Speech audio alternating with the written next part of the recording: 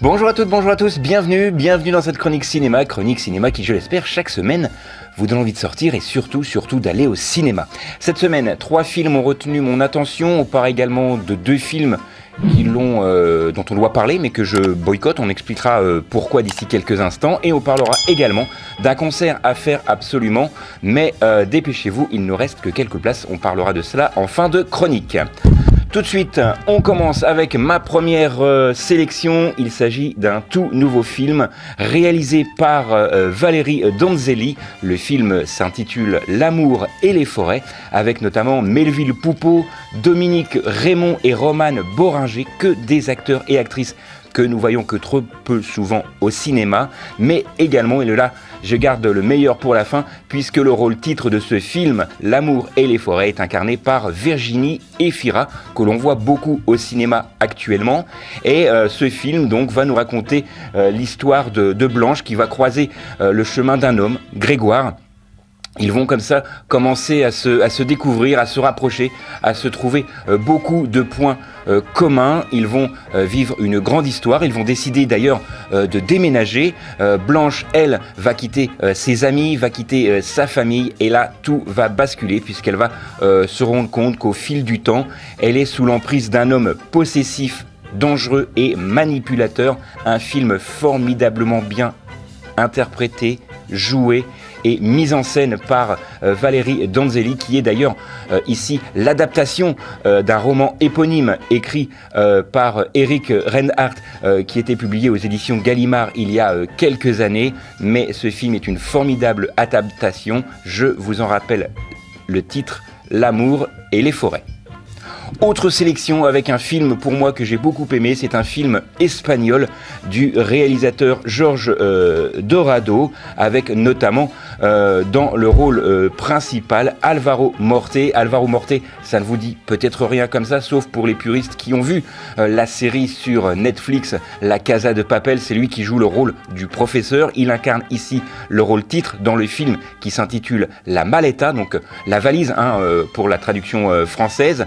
Et ce film va nous raconter l'histoire justement de Mario, incarné par Álvaro Morte, vous l'aurez compris, qui travaille au bureau des objets trouvés. Un jour, on va lui ramener une valise avec des vêtements d'enfant et un squelette d'enfant à l'intérieur. La police a décidé de ne pas continuer l'enquête puisqu'elle n'a pas réussi à la résoudre, et lui va au péril de sa vie faire sa propre enquête pour essayer de découvrir ce qu'il s'est réellement passé. Un film au suspense insoutenable, je vous en rappelle le titre, La Maleta. Autre sélection avec un film que je n'ai pas vraiment pu qualifier puisque le film est un petit peu un ovni, comme j'aime les appeler. Le film s'intitule Omar la fraise. C'est pour moi pas spécialement une réussite, mais avec de très très bons acteurs comme notamment Benoît Magimel ou Reda Kateb dans les rôles principaux. Alors ce film va nous raconter l'histoire d'une bande de truands qui sont contraints à la cavale. Ils vont partir en Algérie, ils vivent comme ça de petites magouilles et ils vont décider de se ranger, mais forcément tout cela va pas se passer comme prévu. Encore une fois, je pourrais pas vous donner un avis vraiment définitif sur ce film, mais allez le voir pour vous faire votre propre avis. Je vous rappelle le titre de ce film, Omar la fraise. Je vais vous parler également de 2 films qui malheureusement n'ont pas retenu mon attention et que je boycotte pour diverses raisons, notamment Les Chevaliers du Zodiaque. Pour vous qui avez un petit peu au-delà de la trentaine, qui est proche même de la cinquantaine, tout comme moi, vous avez vécu et vous avez grandi avec le Club Dorothée. Vous avez certainement connu le dessin animé Les Chevaliers du Zodiaque. Il est adapté au cinéma, mais eh bien c'est un échec total. Voilà, allez quand même le voir, faites-vous votre propre avis. Les puristes vont justement, je suis sûr, crier au scandale, tout comme moi.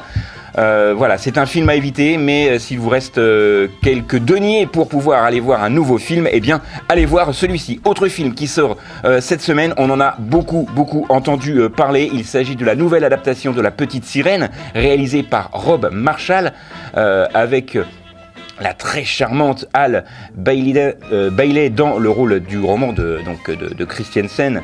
De Christian Andersen plus exactement. Donc encore une nouvelle adaptation, ça n'a plus rien à voir avec le roman d'origine, encore moins avec le dessin animé. Et puis encore une fois, Disney On en a un petit peu marre de votre wokisme à tout va dans cette nouvelle opus, La Petite Sirène et Black, ce qui n'a plus absolument rien à voir avec le roman d'origine. Donc voilà.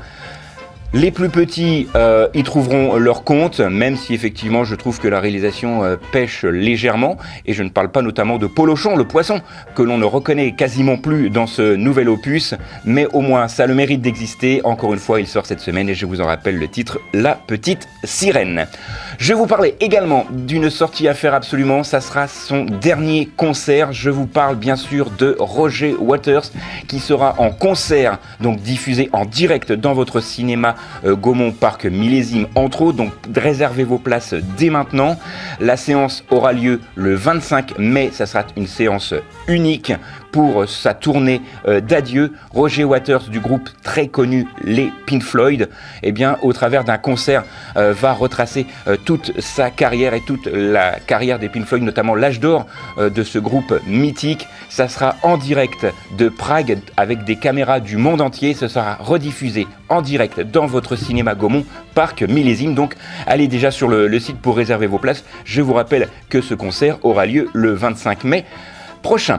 Voilà, c'est tout pour cette semaine. Nous, on se retrouve la semaine prochaine, même endroit, même heure. D'ici là, je vais quand même vous rappeler les 3 films qui ont retenu mon attention cette semaine. L'amour et les forêts avec Virginie Efira et Melville Poupeau. Un film espagnol, La Maleta, avec Alvaro Morte, qui était également présent dans la série La Casa de Papel, je vous le rappelle. Et on a terminé avec un film beaucoup plus léger qui est pour moi inqualifiable et qui s'intitule Omar la fraise, avec notamment Benoît Magimel et Reda Ketaba. Voilà, nous on se retrouve la semaine prochaine, même endroit, même heure. D'ici là, sortez, allez au ciné et n'oubliez pas que le cinéma est fait pour tous ceux dont la curiosité est le plus grand des défauts.